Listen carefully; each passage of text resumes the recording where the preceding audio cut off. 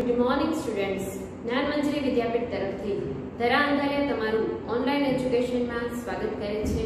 विद्यार्थी मित्रों, आपणो विषय छे सामाजिक विज्ञान अने आपणे आज धोरण 8 में सेमेस्टर पहला में 5मा पाठनो अभ्यास करवाना छे अने जे पाठ छे प्राकृतिक प्रकोप। प्राकृतिक प्रकोपो एटले शुं, पहला आपणे ए बाबत सरखी रीते समजवी पड़े। तो विद्यार्थी मित्रों, प्राकृतिक एटले कुदरती अने प्रकोपो एटले आफत के मुसीबत। तो सामान्य एनो अर्थ जोईए तो पहला प्राकृतिक एटले कुदरती, प्रकोपो एटले आफत के मुश्केली तरीके आपणे जेने ओळखीए छे। कुदरती आफत आवे के कुदरती रीते सर्जाती मुश्केली एटले जेने प्राकृतिक प्रकोपो एवुं नाम आपवामां आव्युं छे। अने आमां आपणे बधी कुदरती आफतो के कुदरती मुश्केलीओ विषे विगते अभ्यास करवाना छे। तो विद्यार्थी मित्रों, पाठनी शरूआत दरेक पाठमां लगभग वार्ता स्वरूपे के नानी एवी वात मूकीने थती होय छे। तो अपना आ पाठमां पण एवी एक नानी वात मूकी छे अने एना आधारे आपणे आ प्राकृतिक प्रकोपो विषे पछी आगळ अभ्यास करवानो छे। तो शुरुआतमां एमां आप्युं छे के 12મી માર્ચ 2011 ना रोज 12મી માર્ચ सालवारी छे 2011। आ ज्यारे पुस्तक छे ए छपावानुं होय त्यारे एनी पहिलानो समय ए छेल्लो समय लेवामां आवतो होय छे। तो विद्यार्थी मित्रों, एटले 2011 आ 10 वर्ष पहेलानी आमां छापेली विगत छे एनी माहिती आमां आपवामां आवी छे। तो फरी वखत 12મી માર્ચ 2011 ना रोज कृष्णा होय छे ते वर्तमानपत्र एटले छापामां सुनामी नामनी होनारत छे एना चित्रो जोवे छे। सुनामी शब्द आ छे, सुनामी त छे ए बोलातो नथी, त सुनामी बोलातो नथी, सुनामी कहेवाय छे। बराबर। सुनामी आ जे कुदरती आपत्ति छे के कुदरती प्रकोप छे, आपत्ति, आफत, मुश्केली आ बधा शब्दो एनी माटे वपराय छे। एना કેટલાક ચિત્રો છે એ છાપામાં જોવે છે અને પછી એ શાળાએ ચાલી જાય છે અને શાળામાં જઈને એટલે કે સ્કૂલે જઈને એના જે ક્લાસ ટીચર હોય છે એને એક પ્રશ્ન પૂછે છે કે સર આજે મેં સવારે પેપરમાં છાપામાં સુનામીના કેટલાક ચિત્રો આપ્યા હતા, એ જોયા હતા અને એની કેટલીક વિગતો જોઈ છે, વાંચી છે, એની વિગત આવી છે। તો સર આ સુનામી શું છે, એ કેવી રીતે આવે? તો વિદ્યાર્થી મિત્રો, સરે કહ્યું કે આ બધા જે તે ચિત્રો જોયા તે કુદરતી આપત્તિ કહેવાય, કે કુદરતી મુસીબત કહેવાય, કે કુદરતી આફત કહેવાય, જે કુદરતી રીતે સર્જાય છે, જેને આપણે પાઠનું નામ છે પ્રાકૃતિક પ્રકોપો કહેવાય। એવું તેણે સરે કૃષ્ણા નામની છોકરી છે એને સમજાવ્યું અને પછી એ કહે છે કે પ્રાકૃતિક પ્રકોપો બે પ્રકારે સર્જાય છે, બે પ્રકારે થાય છે। કયા બે પ્રકાર? તો હવે આપણે એ બાબત જોઈએ।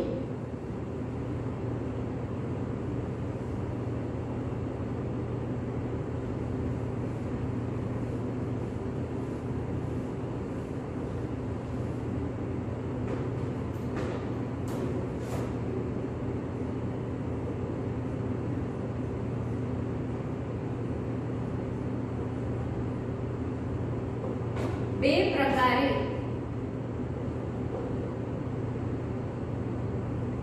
સર્જાય છે। क्या બે પ્રકાર જોવા મળે છે એવો પ્રશ્ન પૂછાય તો પ્રાકૃતિક પ્રકોપો બે પ્રકારે સર્જાય છે, બે કારણોસર થાય છે। કેવી રીતે થાય છે, કેવી રીતે આ બે પ્રકાર પાડવામાં આવ્યા છે? તો પહેલો જે પ્રકાર છે તેમાં પૃથ્વીના પેટાળમાં થતા એટલે કે પૃથ્વીની અંદર થતા આંતરિક ફેરફારોને કારણે, પેટાળમાં એટલે આંતરિક અંદરની બાજુ, પૃથ્વીની નીચે અંદરની બાજુ એટલે। તો પહેલો જે પ્રકાર છે એ પૃથ્વીના આંતરિક ફેરફારના કારણે પૃથ્વીના આંતરિક ફેરફારને કારણે અને બીજું બાહ્ય ફેરફારને કારણે. બાહ્ય એટલે શું? પૃથ્વીની ઉપરની બાજુ જે બાહ્ય કહેવાય, બહારની બાજુ પૃથ્વીની ઉપર જે થાય છે તેના કારણે પણ આ કુદરતી આપત્તિઓ છે તે સર્જાતી હોય, પ્રાકૃતિક પ્રકોપો આવતા હોય છે. તો આ બે પ્રકાર છે. તો આંતરિક ફેરફારના કારણે કેવી કેવી આપત્તિ કે પ્રકોપો કે મુસીબત કે આફત આવે? તો પહેલો પ્રશ્ન છે કે પ્રાકૃતિક પ્રકોપો કયા બે પ્રકારે સર્જાય છે, કે પ્રાકૃતિક પ્રકોપોના કયા બે મુખ્ય પ્રકાર છે? તો પહેલો પ્રકાર, પૃથ્વીના આંતરિક ફેરફારના કારણે. કઈ કઈ આપત્તિઓ આંતરિક પૃથ્વીની નીચે ફેરફાર થાય ને? તો ભૂકંપ, જ્વાળામુખી વિસ્ફોટ,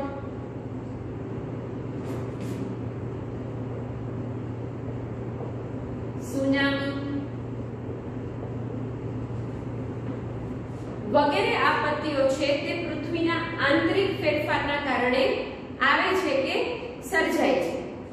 જ્યારે બાહ્ય ફેરફારના કારણે પૃથ્વીની ઉપર કોઈ પરિસ્થિતિ એવી સર્જાય ને આપત્તિ કે મુસીબત આવે કે પ્રકોપ સર્જાય, તો એવી કઈ આપત્તિ છે? તો કે વરસાદ છે પૃથ્વી ઉપર આવે છે એટલે પૂર કે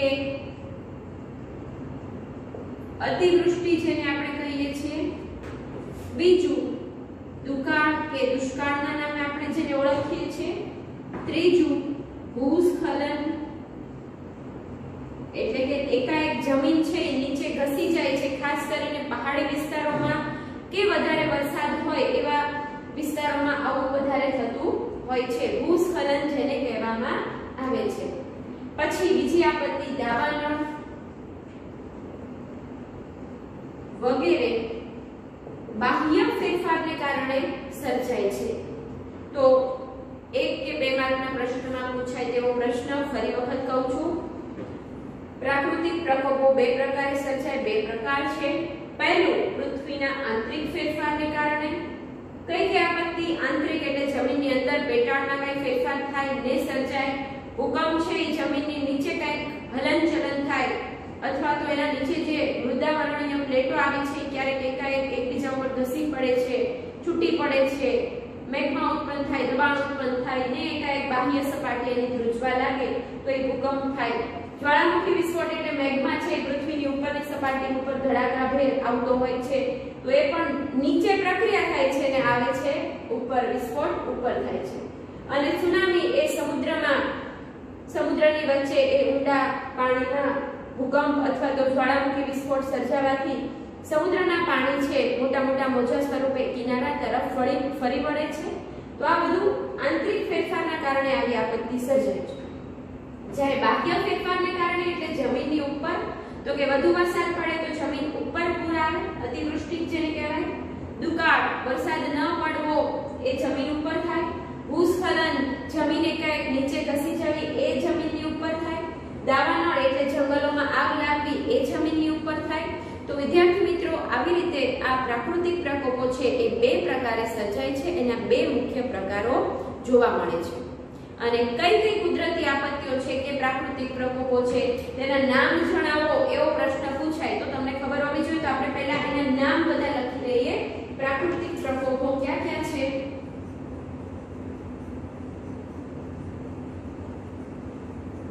પ્રાકૃતિક પ્રકોપો કે કુદરતી આપત્તિઓ.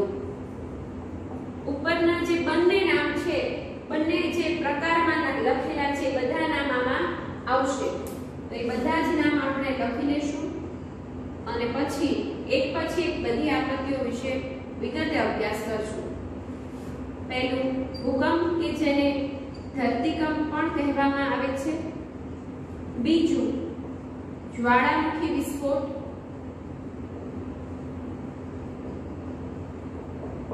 ત્રીજું સુનામી. ચોથું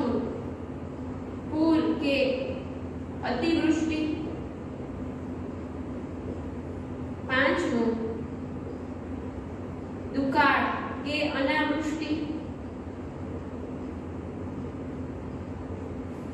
6 ભૂસ્ખલન, 7 દાવાનળ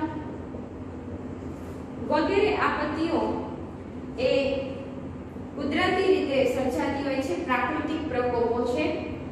દાવાનળ એક આપત્તિ એવી છે, વિદ્યાર્થી મિત્રો આપણે ભણશું ત્યારે તમને હું વિગતે સમજાવીશ, પણ દાવાનળ છે એટલે કે જંગલોમાં જે આગ લાગે છે તે બંને રીતે થાય છે, પ્રાકૃતિક પ્રકોપ પણ છે અને માનવ સર્જિત પણ આપત્તિ કે પ્રકોપ છે. કેવી રીતે એ આપણે પાછો વિગતે અભ્યાસ જ્યારે એ ટોપિક વિગતે ભણશું, દાવાનળ વિશે આમાં આવશે ત્યારે તમને સમજાવીશ. પણ બાકીની બધી જ આપત્તિઓ જે છે એ કુદરતી રીતે સર્જાય છે, તેમાં માણસનો કોઈ ફાળો હોતો નથી કે માણસ કોઈ એવી આપત્તિઓ લાવી શકતો નથી કે સર્જી શકતો નથી. કે ચલો ભાઈ મારે પૂર લાવવું છે તો પૂરનું પાણી બધે ફરી વળે થઈ શકે નહીં. વરસાદ નો આવે, હું કહું છું વરસાદ નો આવવો જોઈએ, થઈ શકે નહીં. ધરતીકંપ, મારે ધરતીને ધ્રુજાવી છે, થઈ શકે નહીં. તો આ બધી આપત્તિઓ કુદરતી આપત્તિઓ છે. એવી રીતે માનવ સર્જિત આપત્તિઓ પણ હોય છે, જેમ કે ટ્રાફિકની સમસ્યા છે, અથવા તો ઔદ્યોગિક અકસ્માત છે, અથવા તો આ દાવાનળની મેં વાત કરી કે જંગલોમાં આગ માણસના કારણે પણ ઘણી વખત લાગતી હોય છે. તો આતંકવાદી હુમલાઓ આ બધું માણસ દ્વારા થાય છે, માણસ દ્વારા થતી આપત્તિઓ છે. તો એ માનવ નિર્મિત આપત્તિ છે. પણ આપણે આ પાઠમાં માત્ર ને માત્ર પ્રાકૃતિક પ્રકોપો કે જેને આપણે કુદરતી આપત્તિઓ કહીએ છીએ તેના વિશે જ વિગતે અભ્યાસ કરવાનો છે. તો હવે આપણે પહેલી આપત્તિ વિશે અભ્યાસ કરશું, જે છે ભૂકંપ કે ધરતીકંપ. જરૂર લાગે ત્યાં તમે સાથે સાથે સ્ક્રીનશોટ પાડતા જજો કે વચ્ચે સ્ટોપ કરીને લખતા જજો કે જેથી કરીને તમને રિવિઝન કરતા વખતે એ ઝડપથી બધા પોઈન્ટ વાઇઝ યાદ રહી જાય, યાદ આવી જાય અને તમને મદદ મળે.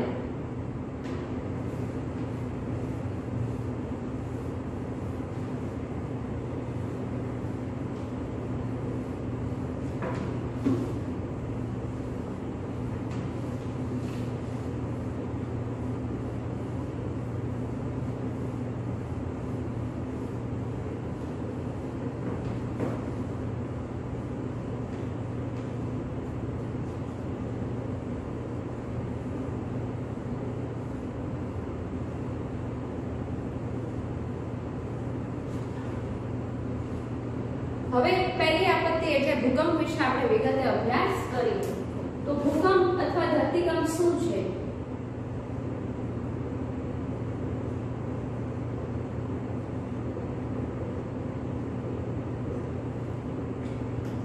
તો સૌપ્રથમ એની વ્યાખ્યા આપેલી છે, એ વ્યાખ્યાને આપણે સમજવાની છે કે ભૂકંપ કોને કહેવામાં આવે છે. તો પૃથ્વીના પેટાળમાં થતી, પૃથ્વીની નીચે, પેટાળ એટલે જમીનની નીચેનો ભૂસંચલન ઝડપી, ભૂસંચલન એટલે જમીનની નીચે કેટલીક ગતિવિધિ થાય અને એમાંથી દબાણ ઉત્પન્ન થાય ઉપરની તરફ, પૃથ્વીના ઉપરના પોપડા ઉપર, જેને આપણે મૃદાવરણ તરીકે ઓળખીએ છીએ, તેના ઉપર દબાણ ઉત્પન્ન થાય છે અને તેના કારણે ભૂસપાટીનો એટલે જમીનની ઉપરની સપાટીનો ભાગ, નબળો ભાગ, ખાસ કરીને જે નબળો હોય એ ભાગ એકાએક વેગથી એટલે ઝડપથી અમુક સેકન્ડ માટે જ ધ્રુજી ઉઠે છે, તેને જ ભૂકંપ કહેવામાં આવે છે. હવે આપણે મૃદાવરણ વિશે અભ્યાસ કર્યો ત્યારે તમને કીધું હતું કે બધી જ જગ્યાએ આ પોપડો એકસરખી જાડાઈ ધરાવતો નથી. 64 થી 100 કિલોમીટર આપણે વાત કરી હતી, પણ દરેક જગ્યાએ પોપડો સરખો છે નહીં. કોઈક જગ્યાએ મજબૂત ભાગ છે તો કોઈક જગ્યાએ નબળો ભાગ કે ઓછી જાડાઈ ધરાવતો ભાગ પણ છે અને એવા ભાગ ઉપર વધારે આ ભૂકંપની અસર થતી હોય છે. તો આપણે એ વ્યાખ્યા છે એ પહેલા નોંધી લઈએ, ફરી વખત પાછા એકવાર સમજી લઈએ અને પછી આગળની વાત કરીએ. તો પૃથ્વીના પેટાળમાં થતી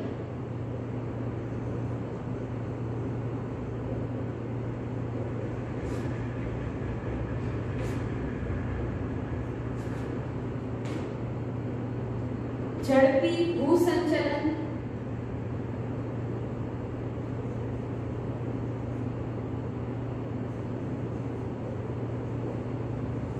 અને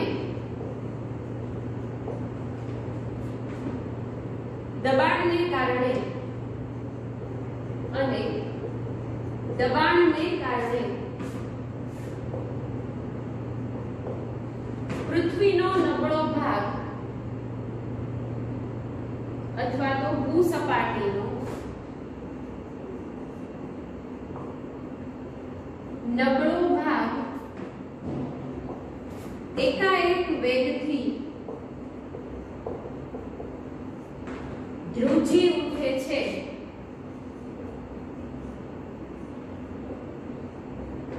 તેને ભૂકંપ કે ધરતીકંપ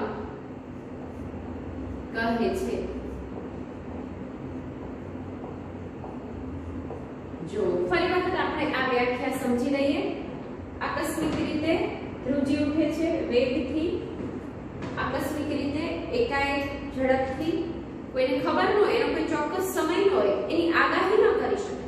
ભૂકંપ છે એની આગાહી કરી શકાય નહીં, કોઈ એવું કહી ન શકે કે આ તારીખે આટલા વાગે ભૂકંપ આવવાનો છે। એ તો એકાએક આકસ્મિક રીતે જ આવે, આપણને ખબર ન હોય એવી રીતે।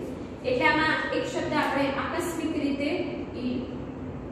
વેગથી આકસ્મિક રીતે એ એડ કરી દેશું। ફરી વખત પૃથ્વીના પેટાળમાં એટલે જમીનની નીચે થતી ઝડપથી થતી હોય ભૂસંચલન પ્રક્રિયા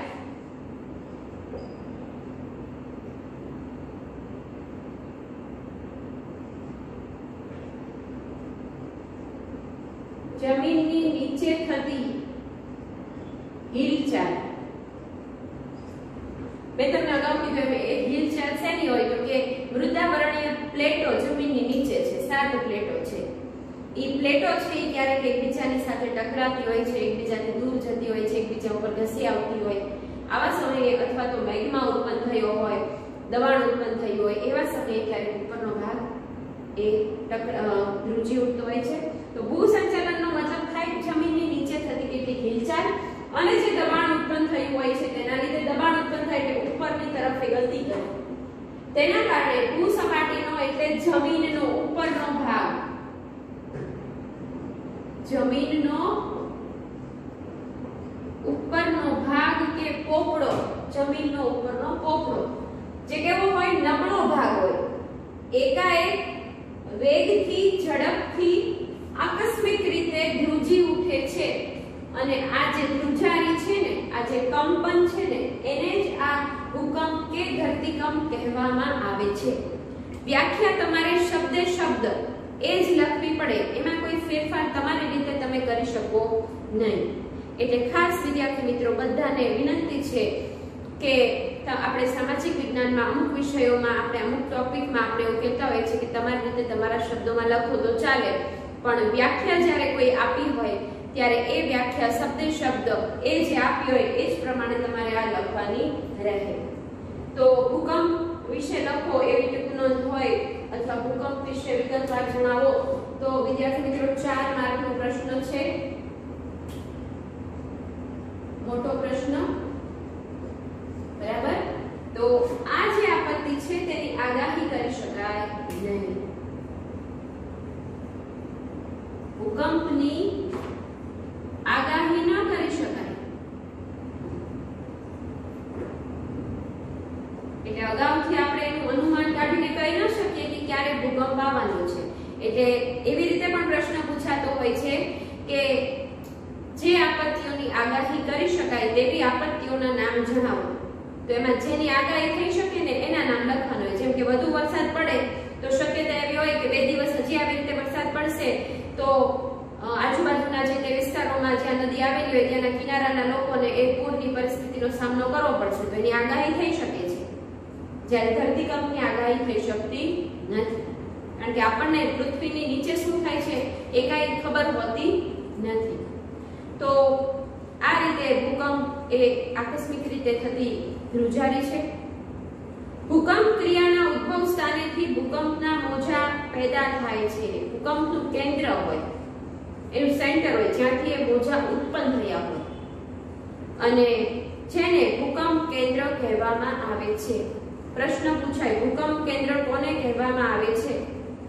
ભૂકંપ ક્રિયાના ઉદ્ભવ સ્થાનેથી ભૂકંપના મોજા પેદા થાય છે જેને ભૂકંપ કેન્દ્ર કહેવામાં આવે છે. બરાબર.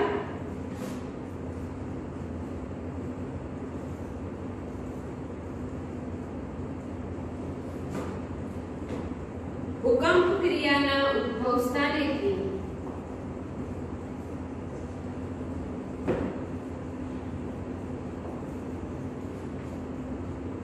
ભૂકંપના મોજા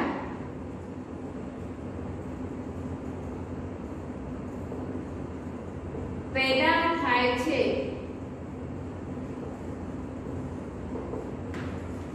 અથવા તો ઉત્પન્ન થાય છે, પેદા થાય છે,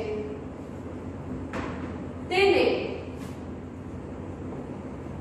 ભૂકંપ કેન્દ્ર કહેવામાં આવે છે. પ્રશ્ન 1 માર્કનો ભૂકંપ કેન્દ્ર કોને કહે છે? જ્યાંથી ભૂકંપના મોજા ઉત્પન્ન થયા હોય એ સ્થળને ભૂકંપ કેન્દ્ર કહેવાય છે.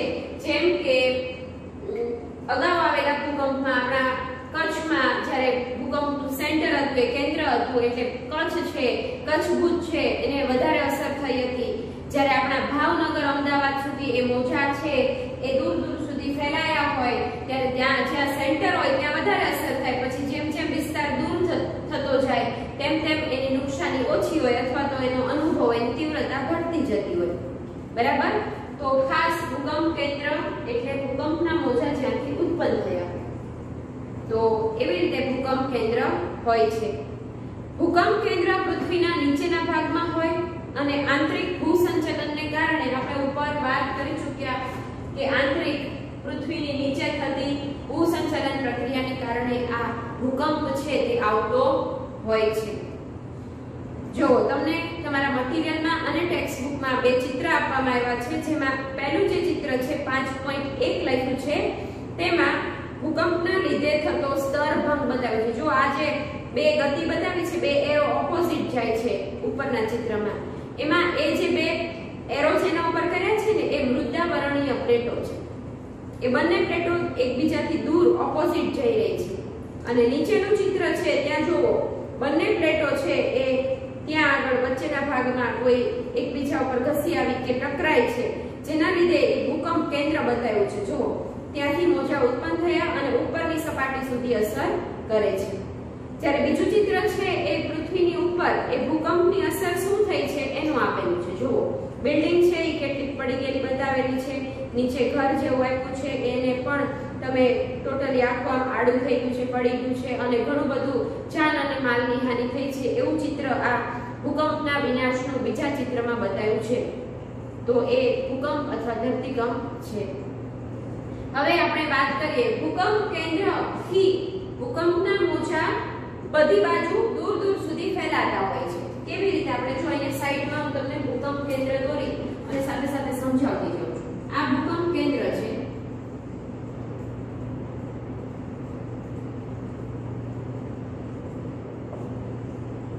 અહીંયાથી આ જે વેવ્સ છે, આ જે મોજા છે એ બધી બાજુ ફેલાતા હોય છે અને દૂર દૂર સુધી બધે જતા હોય છે. બરાબર. નીચે ઓછી અસર થાય કારણ કે કેન્દ્ર નીચે છે, સાઈડમાં અને ઉપરની બાજુ વધારે અસર થતી હોય છે. તો ભૂકંપ કેન્દ્રથી બધી બાજુ મોજા ફેલાય છે અને તેમાંથી કેટલાક મોજા ભૂસપાટીએ પહોંચીને અસર કરે છે. ભૂસપાટી એટલે જમીનનો ઉપરનો ભાગ, આ ભાગમાં વધારે અસર કરે. અહીંયા ક્યાં આવે એ મોજા? દબાણ કરીને ઉપર આવે છે, દબાણ કરીને ઉપરની તરફ આવે. એ ભાગ એટલે કયો ભાગ? ભૂસપાટીની, જમીનની ઉપરનો ભાગ. એટલે જમીનના ઉપરના ભાગમાં અસર કરે છે. ભૂકંપ કેન્દ્રથી પૃથ્વીની સપાટીના નજીકના સ્થળને ભૂકંપ નિર્ગમન કેન્દ્ર કહેવામાં આવે છે. એટલે જ્યાં કેન્દ્ર હોય પૃથ્વીની નીચે, એનો ઉપરનો ભાગ ભૂકંપ નિર્ગમન કેન્દ્ર. જેમ કે કચ્છ ભુજમાં ભૂકંપ આવ્યો હતો તો એ કચ્છ છે એ ભૂકંપ કેન્દ્ર હતું અને ઉપરનો કચ્છનો જેટલો પણ વિસ્તાર છે, જે જમીન છે, એ કયું સ્થળ ગણાય? ભૂકંપ નિર્ગમન કેન્દ્ર. તો એ પણ આપણે નોંધી લેશું. ભૂકંપની સૌથી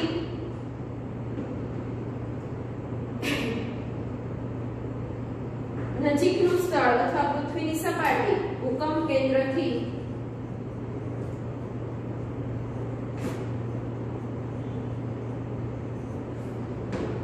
પૃથ્વીની સપાટી નજીકના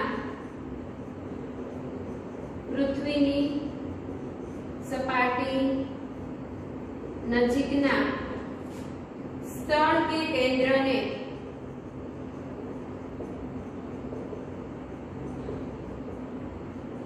ભૂકંપ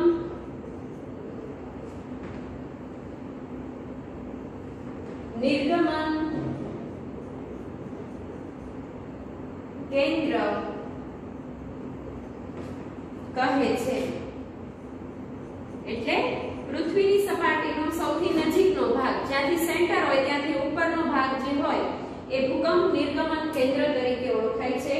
તો વાત કરીએ મુજબ જ્યારે કચ્છમાં ધરતીકંપ આવ્યો હતો એની પૃથ્વીની નીચે એનું સેન્ટર હતું, કેન્દ્ર હતું, ભૂકંપ કેન્દ્ર જેને કહેવાય, એટલે એની ઉપરનો જે ભાગ એટલે કચ્છ ભુજ આખું કયું સ્થળ તરીકે ઓળખાય? ભૂકંપ નિર્ગમન કેન્દ્ર તરીકે ઓળખાય છે, કારણ કે સૌથી નજીકનું સ્થળ એ ગણાય। ભૂકંપની સૌથી વધુ અસર ભૂસપાટી પરના આ જે ભૂકંપ નિર્ગમન કેન્દ્ર છે ત્યાં આગળ વધારે અસર થાય, કારણ કે સૌથી નજીકનું સ્થળ એ છે। એટલે જ કચ્છ ભુજ છે એ 90 થી 95% બરબાદ થઈ ગયું હતું। ઘણા બધા લોકો મૃત્યુ પામ્યા હતા, જાન અને માલની ખૂબ હાનિ થઈ હતી। ફરીથી પાછા એને ઉભા થતા 10-15 વર્ષ લાગી ગયા। એનું કારણ જ એ છે કે ભૂકંપ નિર્ગમન કેન્દ્ર જ એ હતું। જેમ જેમ ભૂકંપ કેન્દ્રથી દૂર દૂર જતા જઈએ તેમ તેમ અસર ઓછી થતી જાય। એટલે આપણા ભાવનગરમાં અથવા તો આપણા બીજા સ્થળોએ અસર ઓછી થઈ હતી, કારણ કે નજીકના સ્થળોએ વિનાશ વધારે થાય, કારણ કે અસર વધારે અનુભવાય। દૂર જતા જઈએ તેમ તેમ એની અસર ઓછી અનુભવાતી હોય છે। કોઈ પણ પ્રદેશમાં થતા ભૂકંપ એની અસર એ ભૂકંપની વેગ કે તીવ્રતા ઉપર હોય, કે કેટલી તીવ્રતાનો ભૂકંપ આવ્યો છે એના ઉપર એની અસર વધારે કે ઓછી થતી હોય। અને આ જે એનો વેગ માપવાનું સાધન છે તેને ભૂકંપ આલેખક કહેવામાં આવે છે, અને અંગ્રેજીમાં જેને સિસ્મોગ્રાફ કહેવાય છે। તો એ બાબત આપણે સાથે નોંધી લઈશું।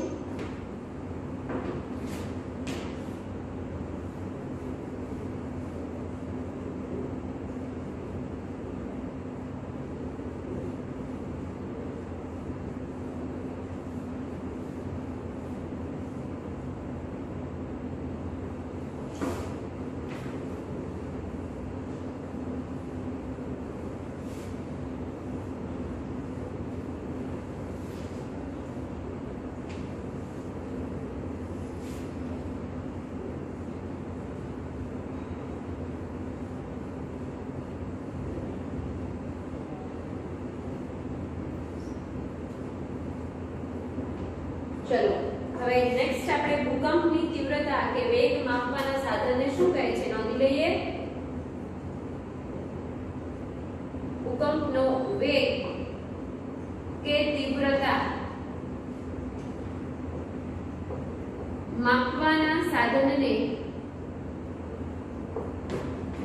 ભૂકંપ આલેખક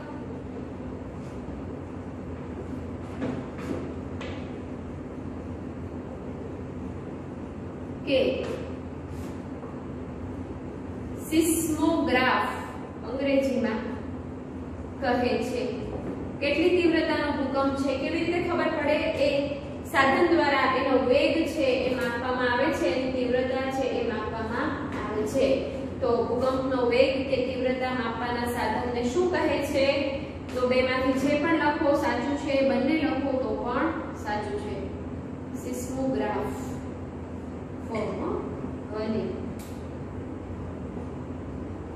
તો આગળ વાત કરીએ।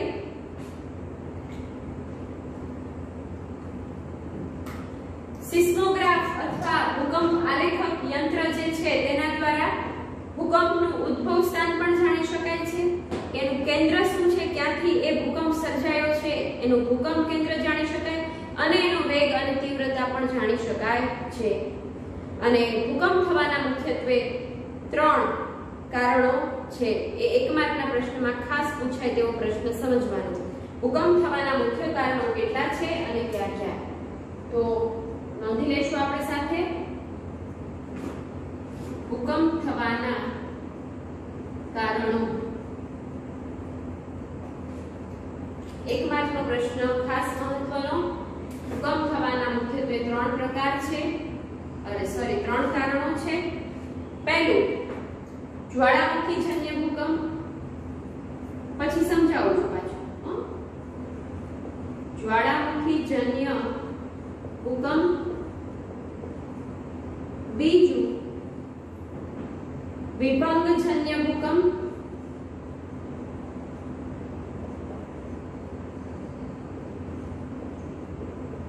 ત્રીજું ભૂસંતુલનજન્ય ભૂકંપ।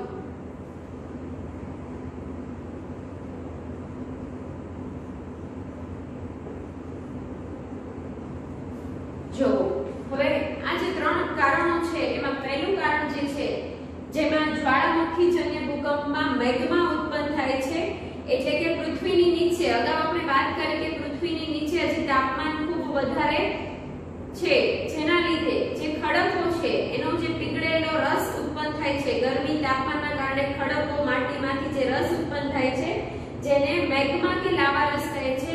એ લાવા રસ છે એ ગરમ થવાથી દબાણના કારણે, વરાળ અને વાયુના કારણે ઉપર દબાણ કરે છે અને તેના લીધે એ પૃથ્વીની ઉપરની સપાટીમાં કંપન ઉત્પન્ન કરે છે, તો એ જ્વાળામુખીજન્ય ભૂકંપ પણ હોઈ શકે।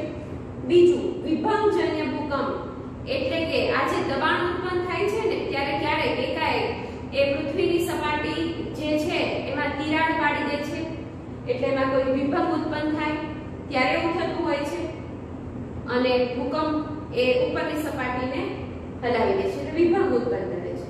અને ભૂસંતુલનજન્ય ભૂકંપ એટલે વાત કરીએ મુજબ જે મૃદાવર્ણીય પ્લેટો હોય છે ને એ એકબીજાથી નજીક આવે, એકબીજાથી દૂર જાય, એકબીજા ઉપર ઘસી આવે ત્યારે સંતુલન છે પૃથ્વીના ઉપરને સપાટીનું એ જળવાઈ રહેતું નથી અને એટલે એ ભૂસંતુલનજન્ય ભૂકંપ તરીકે ઓળખાય છે।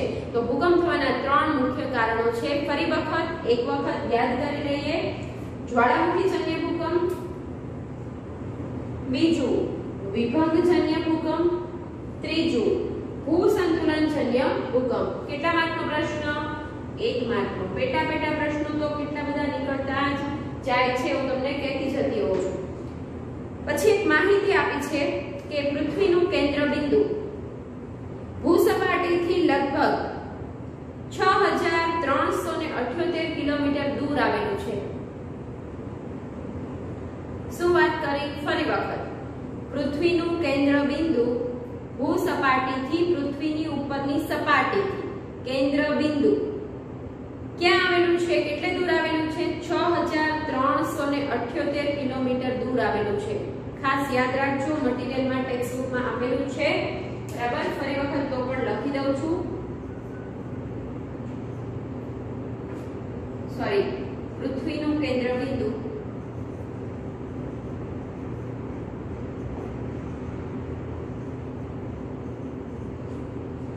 ભૂસપાટીથી લગભગ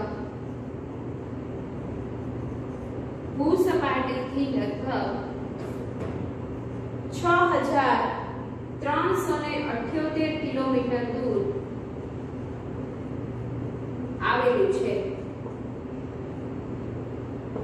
બરાબર? તો ખાસ બધા યાદ રાખજો કેટલે દૂર આવેલું છે? 6378 કિલોમીટર એ દૂર આવેલું છે। હવે આપણને એક વિચારોનો પ્રશ્ન આપ્યો છે કે વિદ્યાર્થી મિત્રો તમારે એ જવાબ આપવાનો હોય છે જ્યારે આપણે ક્લાસરૂમમાં ભણતા હોઈએ તો તમારી પાસેથી હું આવા પ્રશ્નો છે એના જવાબ માંગતી હોઉં છું કે તમે વિચાર કરો તમારે આ પરિસ્થિતિમાં જો મુકાવવું પડે તો તમે કેવા પગલાં લ્યો। પણ અત્યારે આપણે ઓનલાઈન એજ્યુકેશન છે એટલે હું જ તમને ટૂંકમાં એ જે પ્રશ્ન આપ્યો છે તેની ચર્ચા કરી સમજાવી દઉં છું। જે પ્રશ્ન છે, તમારા નજીકના વિસ્તારમાં ભૂકંપ આવે તો તમે કઈ રીતે બીજાને મદદ કરશો? બીજાને મદદ કરવાની વાત છે, બરાબર? જો ભૂકંપ આવે તો આપણે શું કરીએ? તો ભૂકંપ આવે તો આપણે જરૂરિયાત જે લોકો છે, એટલે કે ભૂકંપના કારણે જેમના ઘર છે એ પડી ભાંગ્યા હોય, જાન અને માલની હાનિ થઈ હોય એવા લોકોને મદદ કરશું। સ્વૈચ્છિક સંસ્થાઓ અને સરકારને જે તે કામગીરીમાં મદદ કરશું, સાથે જોડાઈ જશું. જે લોકોના ઘરની નીચે માલ સામાન દટાઈ ગયો છે તેને બહાર કાઢવામાં અથવા તો તેમના લોકોને, તેમના પરિવારજનોને એમાંથી બહાર કાઢવામાં જરૂર તેટલી મદદ કરશું. ભૂકંપના કારણે જેમના ઘર મકાન રહ્યા નથી તેમને વસવાટ કરી શકે એવી જગ્યાએ ખસેડશું. ભૂકંપગ્રસ્ત વિસ્તારમાં લોકોને જેને હાનિ પહોંચી છે તેમને જરૂરી ખોરાક, પાણી, દવાઓ, આ બધી વ્યવસ્થા જે છે એ ઊભી કરશું તેમના માટે. અને જ્યાં સુધી એમને બીજો કોઈ આધાર ન મળે ત્યાં સુધી એ જે તે એની બેસિક જીવન જરૂરિયાતની જે તે વસ્તુઓ છે એ એને પૂરી પાડવાનો પૂરેપૂરો પ્રયત્ન કરશું. તો વિદ્યાર્થી મિત્રો, આવા કેટલાક પગલાં આપણે આ ભૂકંપગ્રસ્ત લોકો હોય તો એમાં વિસ્તારમાં જઈને આપણે એને મદદ કરવી જોઈએ. તો ખાસ કરીને આવી બધી જીવન જરૂરિયાતની ચીજવસ્તુઓ પહોંચાડવાનો, એમાં દટાઈ ગયેલા લોકોને કાઢી શકીએ. જાનમાલની હાનિ થઈ ગઈ હોય તો જેટલો માલ સામાન બચી શકે એવો હોય બહાર કાઢવામાં મદદ કરશું. દવાઓ પહોંચાડશું. સ્વૈચ્છિક સંસ્થાઓ અને સરકારને જે તે વિસ્તારમાં આવી વધારે અસર થઈ હોય તો એની જાણ કરશું. આપણે પણ એવા સેવાના કાર્યમાં જોડાશું. આવું આપણે આપણા વતી થાય એટલા પ્રયત્નો કરી અને મદદ કરવા પ્રયત્ન કરવો જોઈએ. તો વિદ્યાર્થી મિત્રો, અહીં આપણો આ ભૂકંપ વિશેનો ટોપિક પૂરો થાય છે. બીજો જે ટોપિક છે તેની વિશે ટૂંકમાં વાત કરી આપણે આ લેક્ચર પૂરો કરશું, જે છે જ્વાળામુખી વિસ્ફોટ. બરાબર, એની વિશે આપણે વાત કરવાના છે, પણ એ નેક્સ્ટ લેક્ચરમાં કરવાના છે.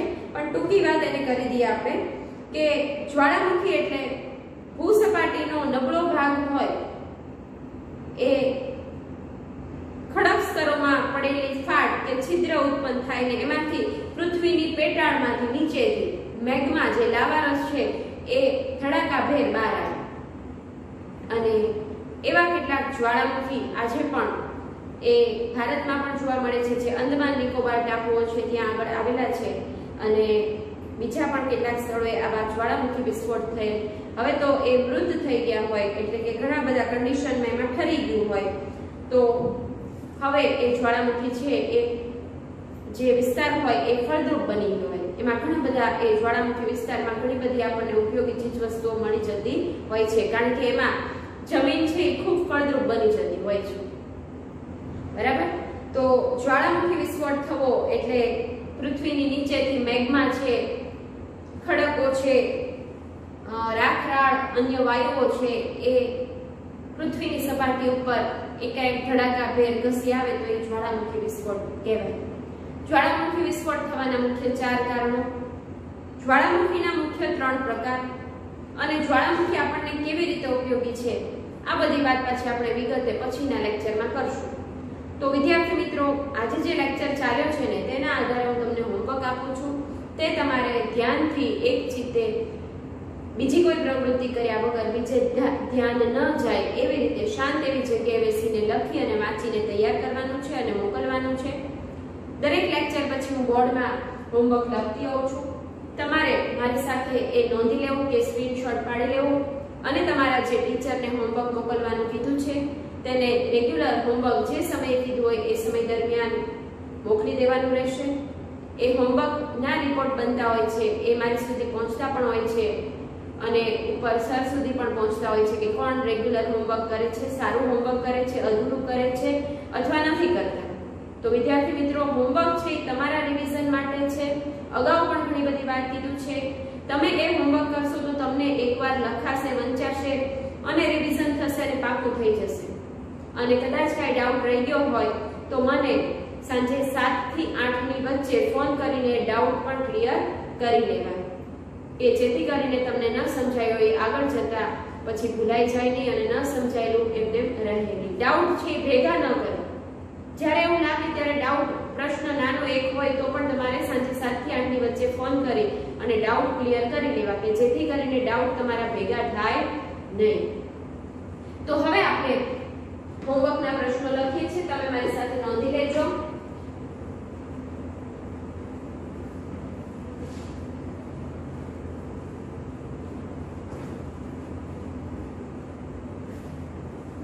હોમવર્ક છે તમને 1 થી 1.5 કલાકના બધા જ વિષયો થઈ જાય એટલું જ આપવામાં આવતું હોય છે. વધારે તમારે એમાં સમય ન જાય, કારણ કે રેગ્યુલર જે લેક્ચર આવતા હોય છે એ તમે જોતા હો છો. તમારે WRT વીકમાં જે આપવાની આવતી હોય એનું પણ રીડિંગ કરવાનું હોય છે. એટલે હોમવર્ક માત્ર તમને 1 થી 1.5 કલાકમાં થઈ જાય એટલું જ આપવામાં આવે છે. તો ખાસ વિદ્યાર્થી મિત્રો બધા હોમવર્ક છે રેગ્યુલર કરજો. હવે પ્રશ્ન લખીએ. પ્રશ્ન પહેલો,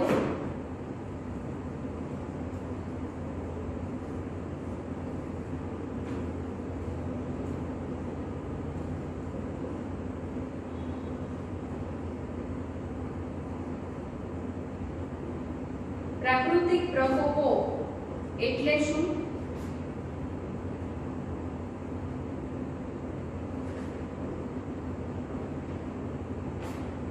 પછી એમાં ને આગળ પ્રાકૃતિક પ્રકોપો ના 2 પ્રકાર ક્યાં છે? બરાબર, ઉદાહરણ સાથે લખવાનું છે.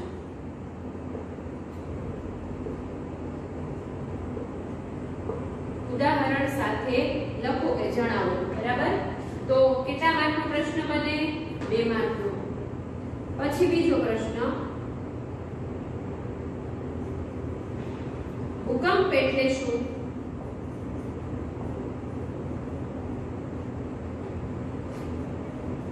ભૂકંપ માપવાના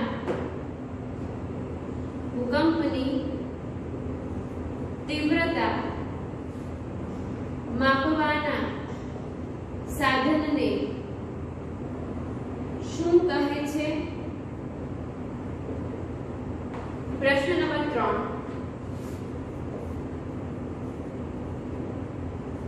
ભૂકંપ નિર્ગમન કેન્દ્ર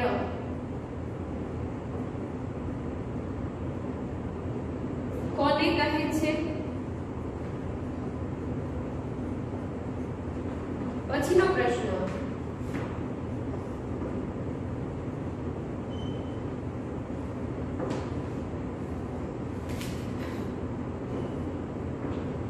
ભૂકંપ થવાના મુખ્ય કારણો કેટલા છે અને ક્યાં ક્યાં?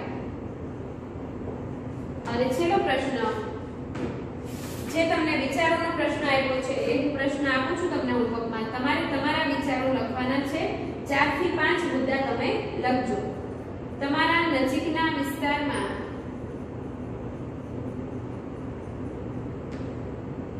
ભૂકંપ આવે તો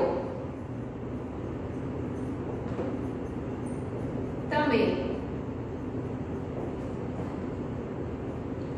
કેવી રીતે તેમને મદદરૂપ થશો?